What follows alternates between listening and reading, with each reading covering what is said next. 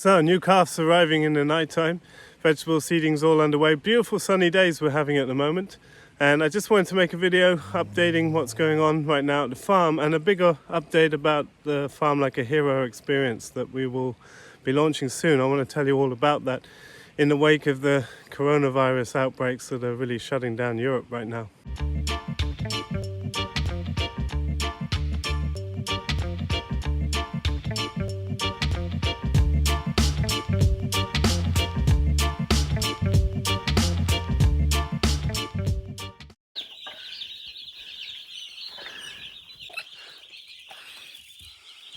Is it tickling?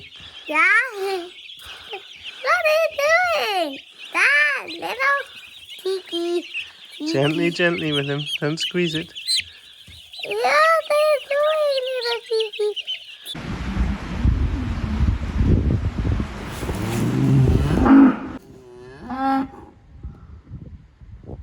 Clover May. Things you have to do at night time. This little calf's just been born, but Clover May always kicks up a fuss. So we're just making sure he gets colostrum. But this is she's always been a bit jumpy with her own calves. Yes. Look at this cutie pie. Came last night. Looks beautiful. Very big calf compared to the other one.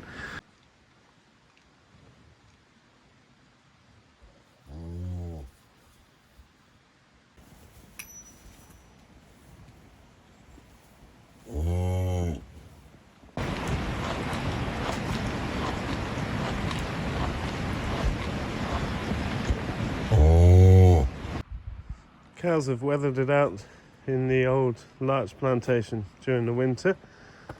These two young ones, this is Viola and Clover May's daughters, they've not calved before and they're a bit more jumpy, so it's going to be interesting to see how they go. We've had problems with Clover May's calf getting on the teat, so that's why they've got little halters on so that we can help assist them, but they all seem fine now. But it's going to be interesting with these two. But they're looking forward to grass again.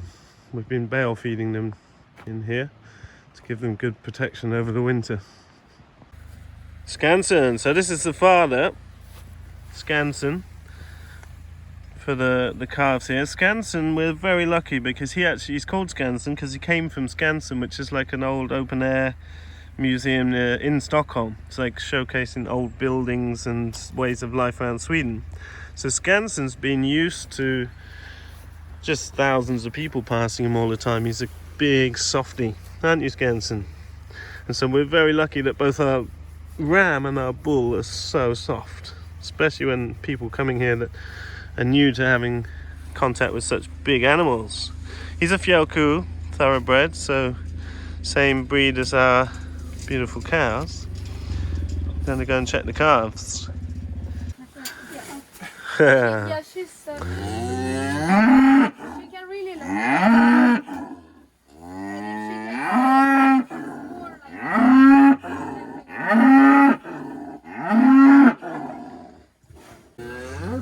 So right now the calf she's still kicking away the calf.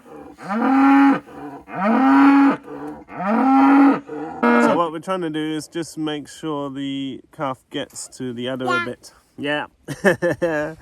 So we made sure she got colostrum last night, but we're just making sure that they bond well now so that they settle in together. And so Clover May's always done this with her previous calves, but they tend to get on fine after we just get them joined together nicely. You see her raising her leg a lot. And I don't think she has any discomfort or anything. I think it's just the way she is. She has a little jumpy disposition. I don't think she's hungry. You know what I do?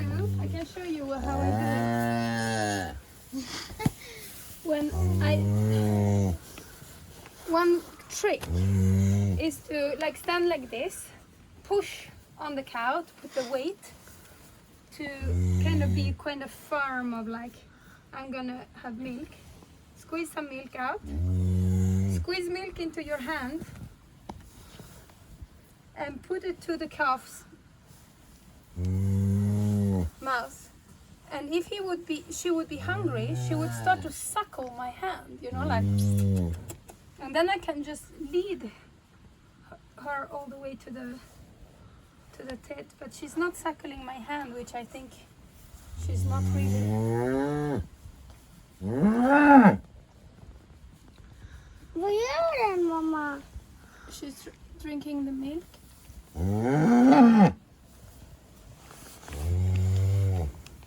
har den? I think she's been drinking. Yeah, I think so. Not hungry. She seems good. She's big.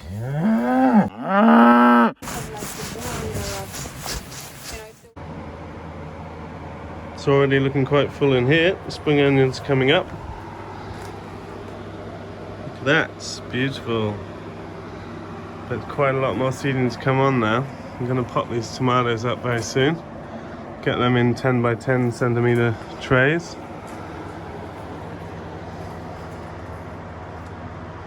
So all is well at the farm, and seems like we'll get a team together in the end. Now, the coronavirus situation is just beginning in many ways, and we've already seen huge disruptions to things going on in Europe as well as the rest of the world, and it's very uncertain time. It's already affecting a bunch of our friends' small businesses, and I'm more concerned, to be honest, about the economic impact longer term of this problem.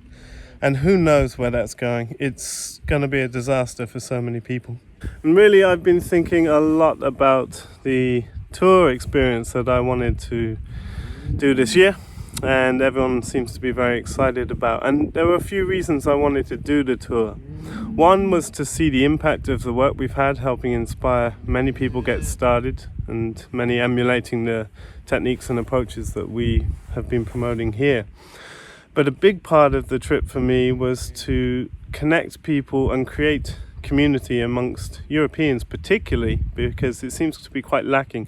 I've mentioned in other videos, a lot of people here look to the States for information, but we have so many unsung heroes here in Europe who are grafting away doing amazing stuff. And I know about a bunch of them, and I'm sure there are even more that I'm not aware of.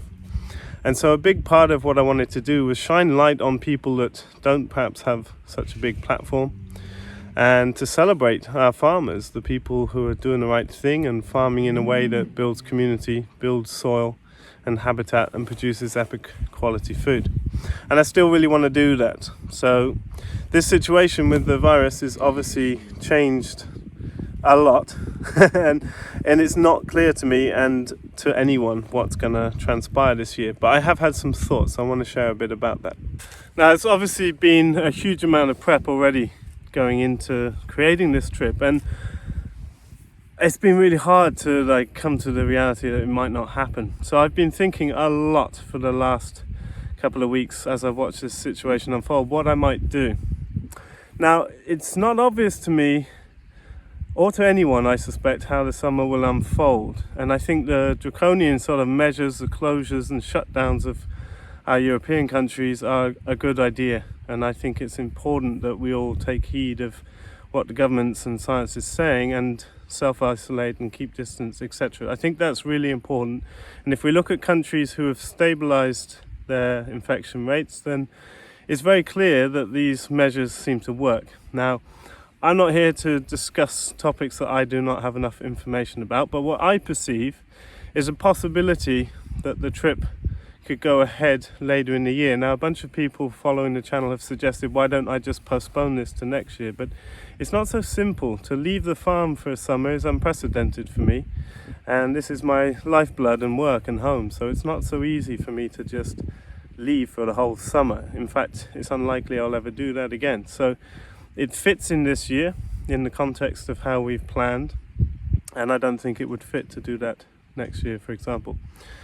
But what I suspect is potentially the actions that people are taking now, as long as people sustain those in a vigilant way, is that come a couple of months from now, we could see case rates really stabilizing. And that's what scientists are hoping we do to keep the pressure off the health systems in our countries. And then it will be a case of leveling out and waiting for some kind of vaccine or whatever it is. I don't want to get into it. I've been following this a lot, and I'm reading a lot of different sources, and I don't want to get into debates about it. I'm not interested. I'm following everything I can about the situation. But what I foresee is that because my trip was split up into multiple parts, the first part was down in Spain and Portugal, and it was quite separate from the rest of the trip. So that's obviously out of the question right now. And then I was coming back to the farm for the Joel Salatin Masterclass. Now we've moved that now to August, and it's really great to connect with Joel and just find a way to try and keep that rolling if possible. Now obviously that's up in the air whether it's definitely going to happen, but it seems more possible then. But then my next part of the trip was starting in about 2 months from now. And there is a possibility in 2 months from now it will be possible to travel. And I think that if that's possible and the borders are open, then I might well do that. Now, I don't want to say anything controversial, and I don't want lots of responses advising me what to do. I'm paying attention and I'm going to make the right decision. But I am an isolated case where I'll be literally traveling from farm to farm without contacting other people in between. And so if the situation supports that, then I intend to do the second leg of the trip. That would see me going down through Germany, Belgium, Holland, Switzerland, France, and then over to England and Wales, Ireland, Scotland, before taking the ferry back to Holland and driving up home on the Kiel to Gothenburg ferry. And then I'm back here for a training if that can run, and then I'll be going off up on a big loop through Norway, north of Sweden, through Finland, and then back down to the sort of central part of Europe for the rest of the tour, and that runs August until end of September, early October. So I'm back at the farm. It's planned I'm back at the farm for the whole of July anyway. Now, none of that might be possible, so I've been thinking a lot about what I would do. So right now my intention is, if it's possible to run that part of the trip, I will do so. If it's only possible to run the very last bit, I probably wouldn't. So I've been considering what I would do and how important it is to do. And I really feel like it's super critical now that we really connect up. We really tighten our community up, because as many people have pointed out, food producers are only more important in situations like this, and it really highlights it. And I think the coming economic pressures that are going to face our countries will highlight that even further. And as I said, I'm more concerned about those things than the actual virus itself. And I'm not underplaying the significance and danger of the virus, but I think what's going to happen in terms of long-term economic shutdown is going to be far more pervasive through our health systems, social systems, etc. And who knows where that's going? I don't claim to know anything about that, but I can foresee certain things. And so what I've come to is I would like to create the Farm Like a Hero experience, and I would like to do that with you all, and I think there's a lot of benefit that can be gained from that. So I've considered starting a podcast and running interviews with all those farmers to share their stories, and put that out in a podcast format, because I know a lot of people love to listen while they're working, and I really want to shine light on these people that are doing amazing work that you probably won't have heard of most of them before. This is not a tour to go visit places that you've all heard of, seen on YouTube before, etc. It's a time to go and connect with people that you haven't heard of, who are doing amazing work, who perhaps you should have heard of. And what I'm doing is collaborating with a Danish lady, and we are working to create a package that produces a lot more benefit than I can on my own. So we're going to set up a hub experience that's going to be very low cost. It'll be the price of a coffee per month or something like this, that everyone can get involved with if they want to.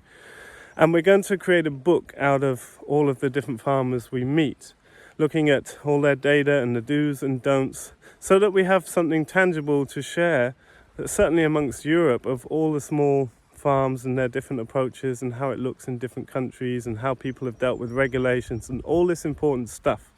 That will be a PDF book is the plan at the moment. It won't be a printed hard copy.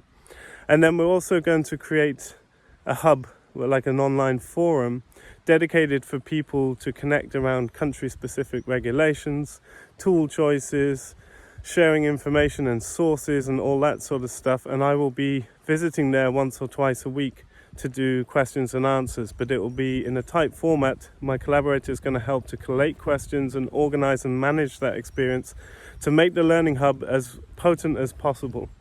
And so that's going to be a portal where we can really ramp up the connections, and that's going to include the possibility to put out services that you can offer, land you can offer, or land you're looking for, or jobs offers, and all that sort of stuff, because I feel like that's really missing in the European community. So we're going to launch more about that soon. It's going to be a low-cost way to create something really beneficial out of this project.